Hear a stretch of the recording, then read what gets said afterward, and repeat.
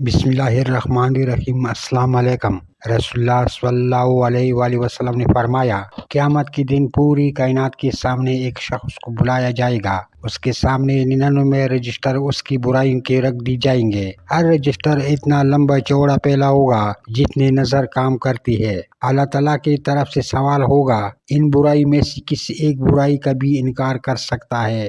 میرے نگران فرشتوں نے کہیں تجھ پر ظلم تو نہیں کیا؟ وہ جواب دے گا، اے میرے رب ایسا نہیں ہے۔ پھر سوال ہوگا، کوئی عذر ہو تو پیش کر دو یا کوئی نیکی ہو تو سامنے لاؤ۔